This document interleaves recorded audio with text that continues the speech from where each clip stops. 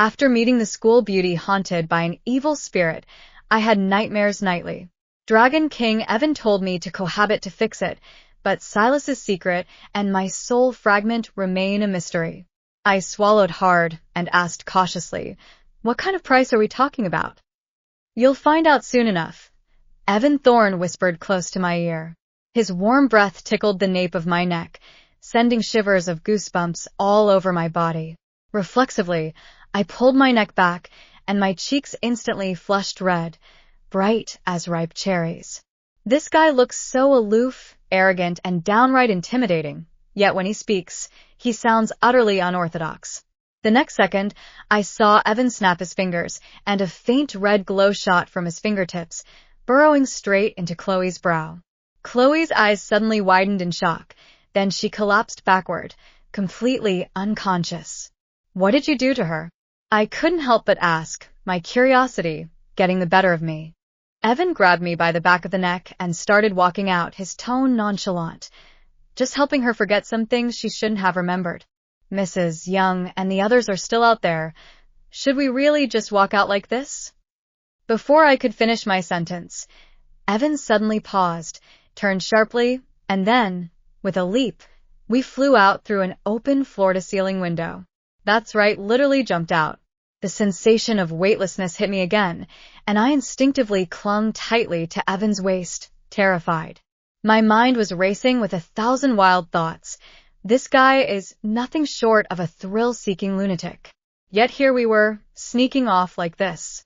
If Mrs. Young ever found out, I'd definitely be in deep trouble. Just thinking about it made my heart sink with anxiety.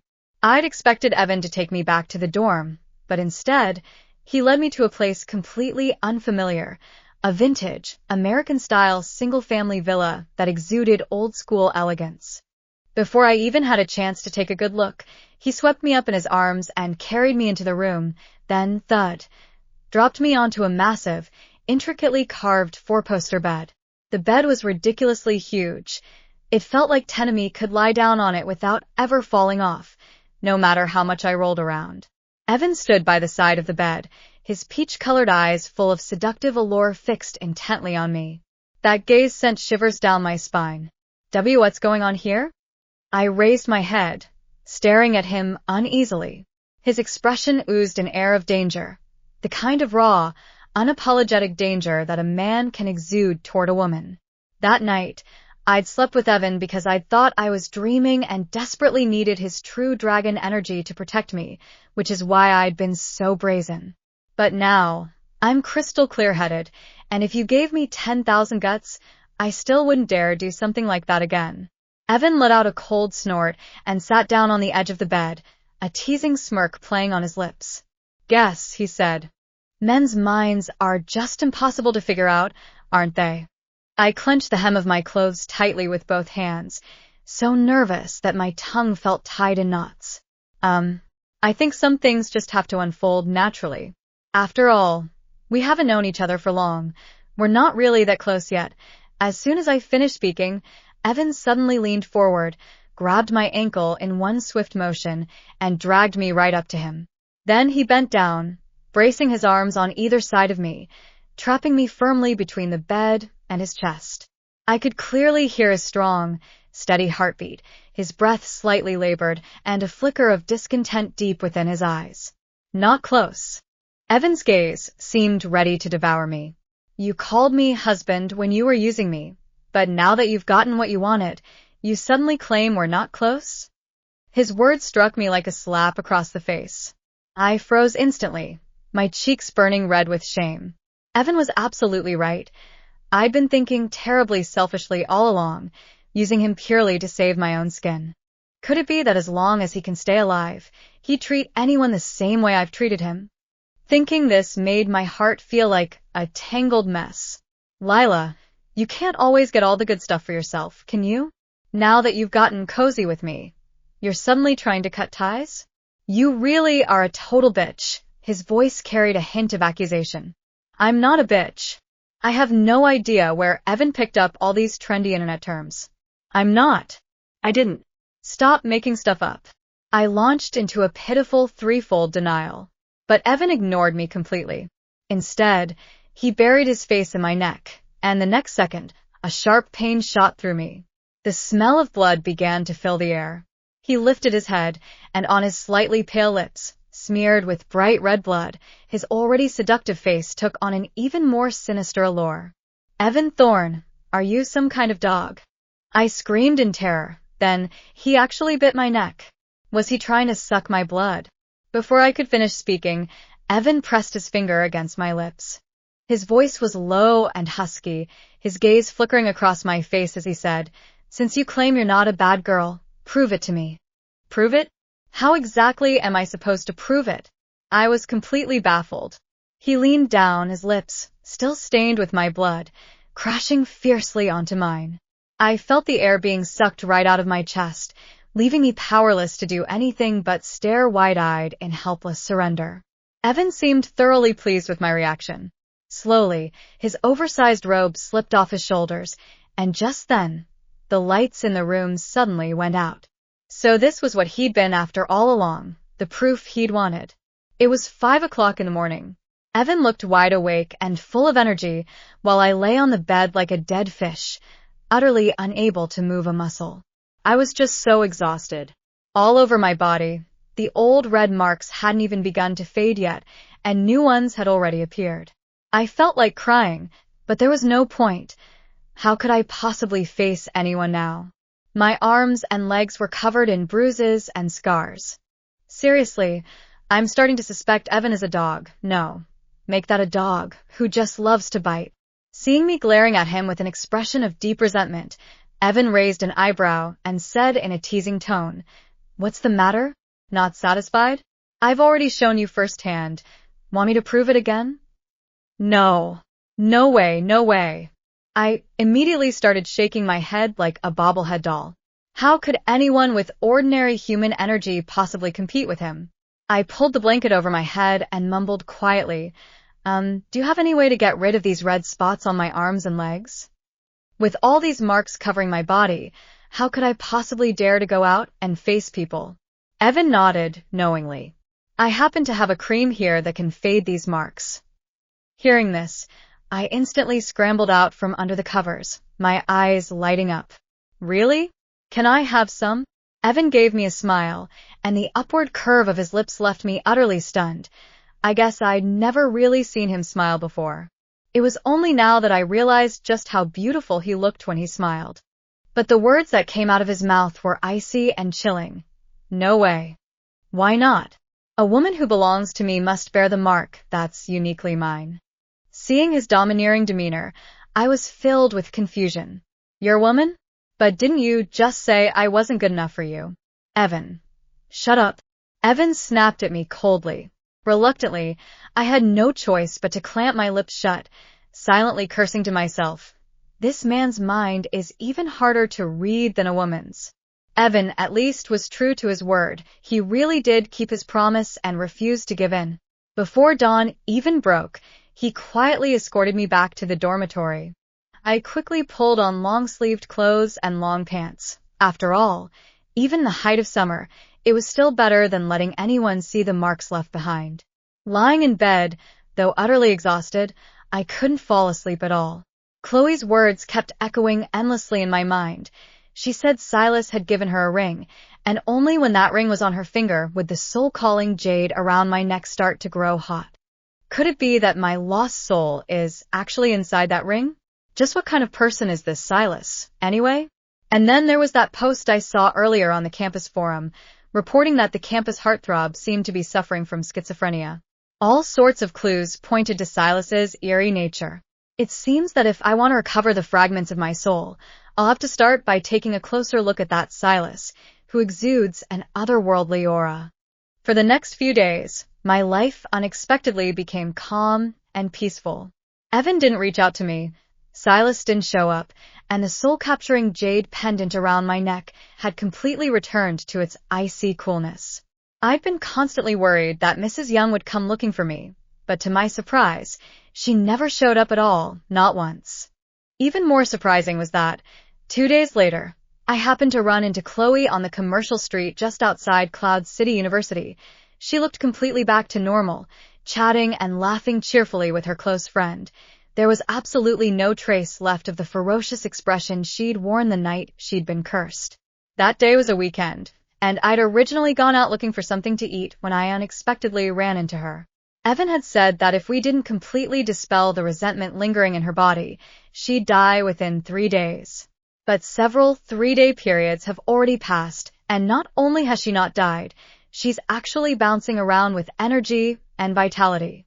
Could it be that Chloe somehow stumbled upon some other fortunate circumstance? Just as I stood there dumbfounded, a hand suddenly rested on my shoulder. "What are you staring at?" A voice as clear and gentle as a breeze whispered softly into my ear. The voice was utterly familiar, but it still sent a shiver running down my spine. When I turned around, I found myself meeting Silas's smiling eyes, still as calm and gentle as ever. "Come on, could you please stop smiling at me like that? It's really creepy," I said, then turned around and started to walk away. But Silas wouldn't let me go. Right in front of everyone's eyes, he took a step forward and blocked my path. I felt as if I were facing a formidable enemy, so I quickly stepped back a few paces to put some distance between us, staring at him with a wary expression.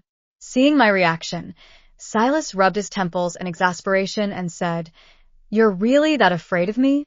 You won't even give me a chance to explain?" I glanced around at the pedestrians bustling by and then looked up at the scorching sun overhead.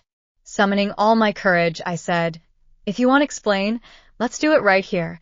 There are too many people around." Silas adjusted the gold-rimmed glasses on the bridge of his nose. The lenses reflected a soft glow. "Fine," he said. "Go ahead, then." Just as Silas was about to speak, Chloe suddenly spotted him and fluttered toward us like a colorful butterfly. As soon as she drew near, my heart suddenly felt as if it had been tightly gripped by an invisible hand, so painfully that I could hardly breathe. The next second, my vision went black, and in the darkness, waves of resentment, sorrow, and intense longing swept over me. These emotions intertwined so fiercely that they almost overwhelmed me. I felt like I was suffocating. "Hey, Lila, what's wrong with you?" A deep, concerned voice broke through the silence. Instantly, the negative emotions that had been engulfing me began to recede like a tide, and light returned to my vision. When I finally came to my senses, I realized Silas and Chloe were both staring at me. Chloe's face was etched with sheer panic, while Silas visibly breathed a sigh of relief. "What just happened to me?" I asked weakly. Before Silas could even speak, Chloe jumped in first. "Classmate, you looked absolutely terrifying just now." She kept rolling her eyes and looked as if she were about to suffocate, almost scared the hell out of us. That eerie sensation only emerged when Chloe drew near. But why was it happening? Was it something emanating from her? After all, she was clearly a living person. So how come I could sense such intense negative emotions coming from her? Looking at Chloe's smiling, serene face, it was really hard to associate her with that kind of extreme anger or deep sorrow. It was just too weird. My face paled, and I turned around and bolted into the campus, completely forgetting about lunch. Although that suffocating feeling had already faded, the lingering negative emotions left me utterly drained and in a terrible mood. Just as Evan appeared, I was lying half reclined on the bed, staring blankly into space. Suddenly, a pair of pale feet caught my eye, feet adorned with a golden ring around the ankles. Following the line of my gaze upward, there it was, Evan's handsome yet slightly grumpy face, as if someone had owed him millions. "I thought you weren't going to show up at all," I muttered under my breath. Evan leaned in closer to me, his eyes narrowing ever so slightly. "What's this? Missed me already?" "Not exactly," I replied casually. Just those 4 words were enough to rile Evan up again. He sat down beside my bed, crossed his arms over his chest, and gave me a sidelong glance. "You're such a heartless little coward." I glanced at him briefly, then quickly looked away again. Right now, negative emotions still weighed heavily on me, leaving me utterly dejected. Even with Evan here, I just couldn't muster any enthusiasm at all. As I thought about this, I suddenly froze.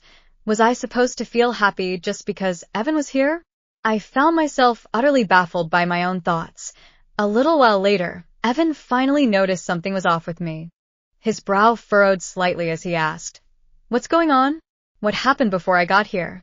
I looked at him weakly and told him everything, every single detail about what had happened when I'd run into Silas and Chloe. After hearing my story, Evan's brow instantly knotted into a deep frown. "Are you sure that feeling came from Chloe herself?" Evan pressed. I nodded vigorously. "Yeah. Before she even got close to me, I felt totally fine. But the moment she ran over to me, that sensation just hit me all of a sudden. So intense." Evan nodded thoughtfully.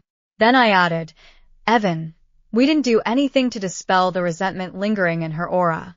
So why is she still perfectly fine? Didn't you say she'd die in 3 days?"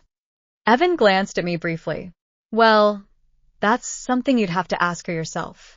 Today, when I ran into Chloe, it was obvious she no longer recognized me. If I tried to take the initiative and approach her again, I'd definitely look pretty strange. Forget it. What does Chloe's life or death have to do with me anyway? Better not go looking for trouble. But as for Silas, I've got to get to the bottom of this." Thinking about it, I let out a heavy sigh, filled with helplessness. "Evan, when do you think I'll finally be able to find my soul fragment again? If I can't, how much longer do I have left to live?" To my utter astonishment, Evan's reply left me utterly dumbfounded. He stared at me coldly, his tone laced with a hint of irritation. "If the other party has already refined your soul fragment, you'll die instantly." "Refined it?" I gasped, wide-eyed with shock. How could Silas be so despicable? Why would he want to refine my soul? I've never had any grudge or feud with him. Could it be that he's digging up his family's ancestral graves? Evan let out a sneering laugh. "But don't worry, for now, at least. Your soul is just like yours, like that indestructible cockroach that keeps popping back up no matter how many times you try to kill it. It's not going to be refined so easily. Otherwise, you'd already be a corpse by now." "What you just told me, that was probably empathy," Evan went on to say. Empathy? I'd heard the word before, but hearing it used in this context somehow felt really weird. "Yeah, exactly, empathy." Evan nodded firmly. Suddenly, I became intrigued and leaned forward eagerly. "Tell me more." But Evan shot me an annoyed glance and said, "You're asking me to talk just because you want me to? On what basis?" I was utterly speechless. How could such a big, strong man suddenly turn into a contrarian jerk, not at all sweet and charming? As the saying goes, a woman who knows how to play the cute card has the best life. I rolled my eyes slightly and thought to myself, why don't I give Evan a little bit of the cute act? Just as I was thinking this, I deliberately lowered my voice and adopted a sweet, coquettish tone. "Evan, just tell me already. I'm really dying to know." At hearing this, Evan's body visibly stiffened, and a flicker of something unusual flashed in his eyes. But he quickly regained his usual serious demeanor and said, "You're not going to just go ask someone else? But who else could possibly know as much as you do? Someone as erudite and knowledgeable as you is truly rare in this world. Others can't even compare to the tips of your fingernails. Please, just spare me and tell me already." I leaned my head closer to him, clasped my hands together in a praying gesture, and even made sure to blink my big eyes twice. Yet Evan remained completely oblivious to my charm, a straight man through and through. He reached out and gently pushed my head away, shoving me aside with a slightly awkward tone. "Get lost." Damn it, Evan Thorne. You're such a straight-up, no-nonsense guy. Unless you're the Dragon King, you'll never get married in this lifetime. Pouting doesn't work, and you just end up being disliked. So I huffed angrily, grabbed my phone, and prepared to do a quick online search. There are so many answers out there. There's bound to be one that'll help. Just as I was about to type in my keywords, I heard Evan's soft, mellow voice. "Let me put it simply for you. Because of your unique constitution, you can sense the intense emotions of certain special beings." "What kind of special beings are you talking about?" I blurted out instinctively. "Demons, spirits, and monsters," he replied succinctly. I'd heard those 4 words plenty of times before, but hearing them from Evan's mouth still sent a shiver down my spine. Demons, spirits, and monsters? But Chloe's a living person, not a demon, spirit, or monster. How could I possibly feel those kinds of emotions coming from her? Wow, that's so weird, Evan said, his eyes flickering with a hint of admiration as he spoke.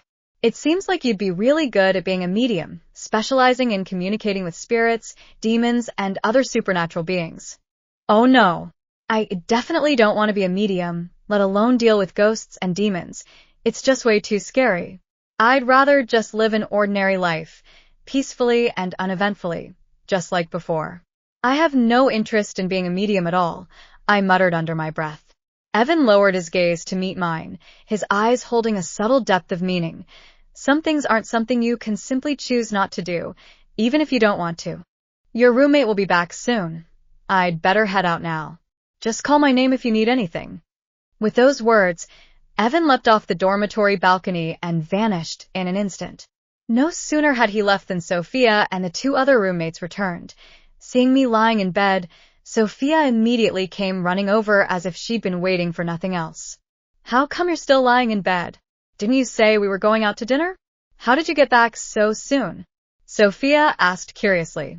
A trace of that negative mood from earlier was still lingering, and I simply had no appetite at all. I'm not really in the mood to eat, I replied weakly. Sophia wiggled her eyebrows at me mischievously and said, Guess what I saw today? I saw Senior Silas hanging out with our school beauty queen, Chloe. Do you think they're a couple? This Sophia, she's such a total gossip. I rolled my eyes at her. How would I know whether they're a couple or not? You're really not jealous at all, huh? I was utterly speechless. Jealous about what? Hey, I'm not even that close to Silas. Whoever he's hanging out with has nothing to do with me. Sophia chuckled mischievously, leaning in brazenly. I'm just kidding around with you. I know you've got a fiancé already. But I've got another little tidbit for you, if you're interested, that is. She lowered her voice to a whisper and murmured softly into my ear, It's about Chloe, the school beauty queen. Just hearing Chloe's name instantly jolted me awake. Especially since Evan said I could empathize with demons and monsters, but somehow it was Chloe, a living, breathing person, who stirred up those same emotions in me. Could it be that she's not human at all? Come on, spill already, I urged her. Sophia wore an expression that clearly said, I knew you'd be intrigued, and continued in a hushed tone. Let's go talk outside. There's this new Instagram-famous American diner right by the school gate. We can grab a bite there too, you know what I mean? Ugh. I shot her a sidelong glance, then flipped over and sat up in bed. As I started putting on my clothes, I couldn't help but complain. All you ever think about is eating. Have you forgotten about your diet? Didn't we agree you'd work out to get those six-pack abs and finally confess your feelings to that abs-obsessed guy of yours? Such a little loser. Sophia stuck out her tongue, looking completely nonchalant. Just as I was about to toss my hair back and tie it into a ponytail, I heard her gasp in surprise. Holy crap. Lila, you've been secretly getting tattoos without even telling me? Instantly, my brows furrowed, and I gave her a puzzled look. When did I even get a tattoo? Then what's that on your neck? Sophia pointed at the spot just behind my left ear, her eyes wide with shock. My heart suddenly clenched. So many days had passed already. Evan's mark on my neck should have faded long ago. I hadn't noticed it when I'd looked in the mirror earlier. Could there still be some residue left unnoticed? Quickly, I grabbed my phone and turned on the front-facing camera, aiming it at the area behind my left ear. After carefully checking several times, I finally noticed a red mark. No kidding, it was a tiny fish so vividly red it looked as if it were about to drip blood, almost lifelike, as if it might start swimming off any second now. If Sophia hadn't reminded me, I'd have had no idea there was something like this behind my ear. Just where on earth did it come from? As soon as I saw that little fish, Evan popped into my mind right away. It must have been him playing a prank on me. Next time I see him, I'm definitely going to get to the bottom of this. I made up some random excuse to brush off Sophia, then she dragged me along to that trendy restaurant bar. After we'd placed our order, she said with a sly smile, Gossip just has to be paired with delicious food. It's one of life's greatest pleasures. To hear Chloe's gossip, I even had to fork out for a whole meal. Just thinking about it makes me feel like I've gotten the short end of the stick. Hurry up and tell me already, I urged. Sophia, her mouth glistening with chicken sauce, took a bite of her wing and said, I heard that back when Chloe was in high school, she bullied a female classmate. The girl couldn't take it anymore and jumped off a building. She's still lying in the hospital in a coma. What? My eyes instantly widened. Seriously? You can't just spread rumors without any proof. Gossip doesn't need proof.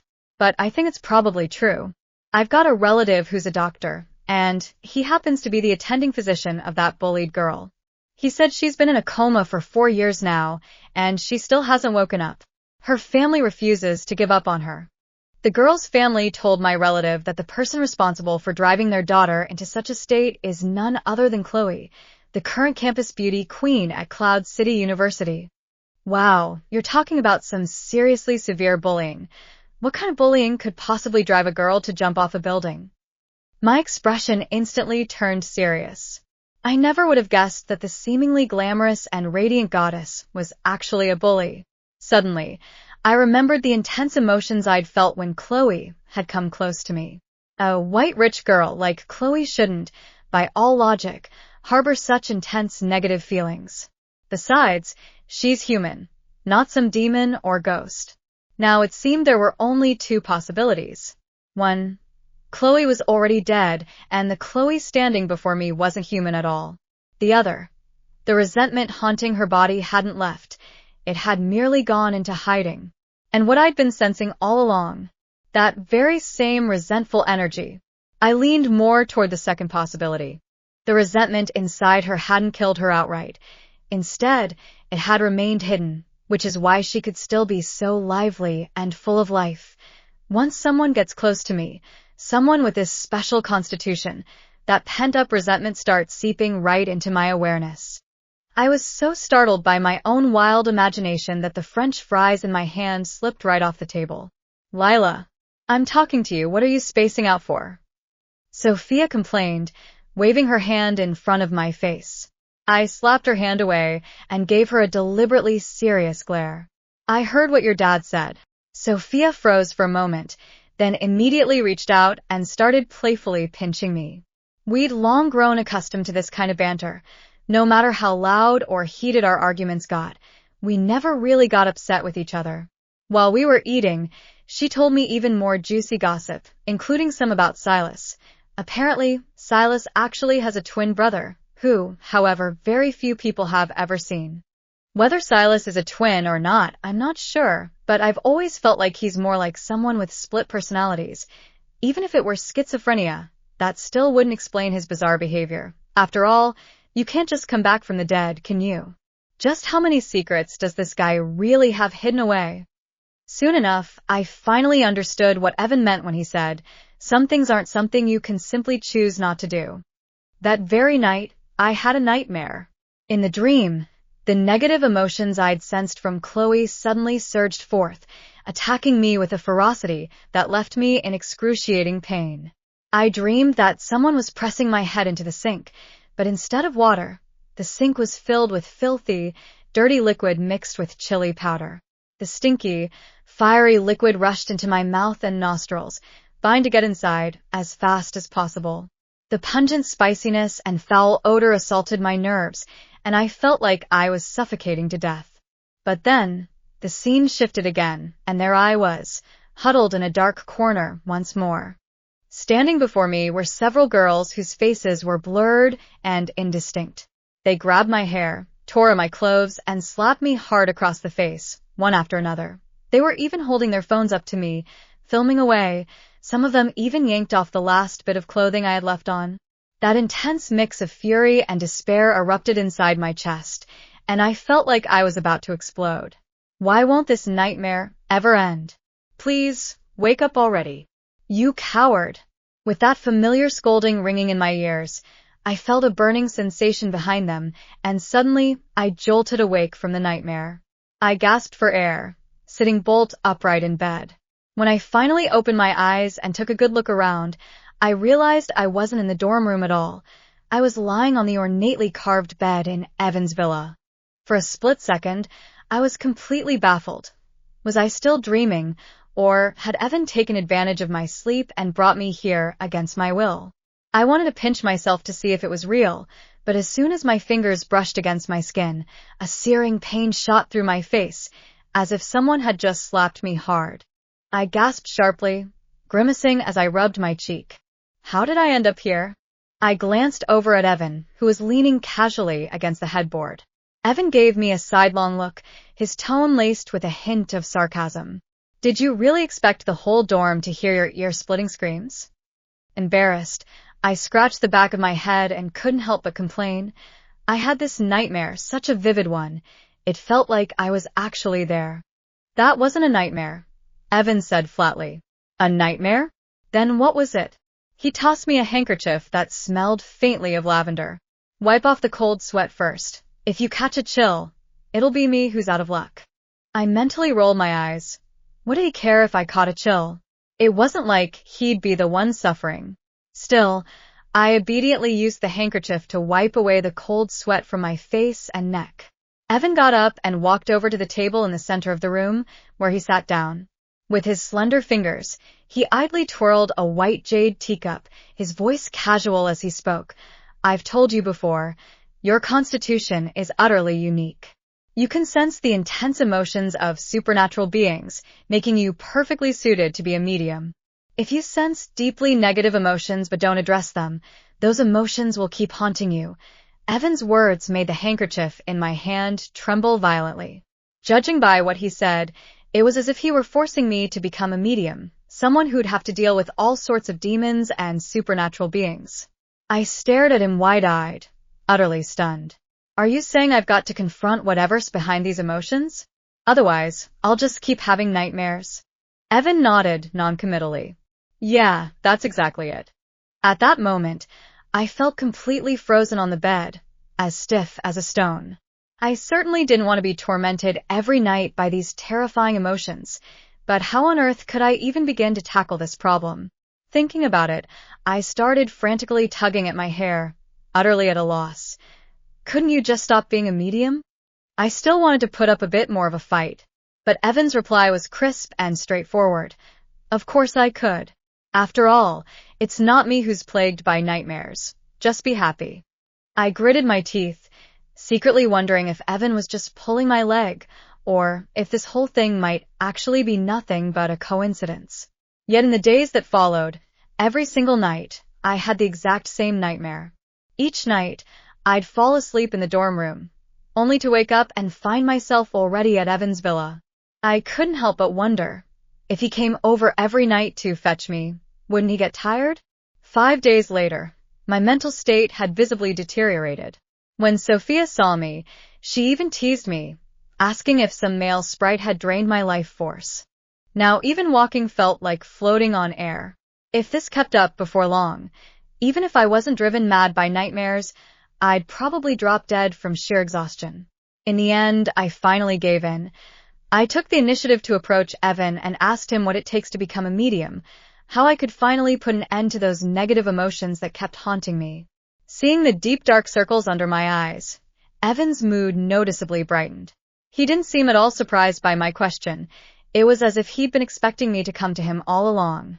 Looking at me calmly, Evan said slowly, "In your current state, you're no longer suited to living in the dorm. Why don't you move in with me?" Move in with Evan? In an instant, I felt both shy and awkward. Isn't that a bit inappropriate? Living together. It feels kind of early for us to start sharing a place like that. Seeing my reaction, Evan raised an eyebrow, his tone laced with a hint of amusement. What's wrong? Are you suddenly shy? Actually, I've been missing that bold and fearless you from that one night. At that moment, I instantly understood exactly which night he was referring to, and my cheeks flushed red in an instant. All right, stop making that sour face. Evan's tone turned harsh again. As long as you don't provoke me, this lord certainly won't lay a finger on you. Seeing that his expression wasn't great, I quickly nodded. Okay. I'll pack up and move over there as soon as I get back. Then can you tell me the method now? I stared at him eagerly, brimming with anticipation. Evan let out a cold snort. Although he still didn't seem very pleased, he said nonetheless, "The one who tied the knot must untie it. Find the source of your empathy, fulfill its wish, and those emotions that been haunting you will naturally fade away."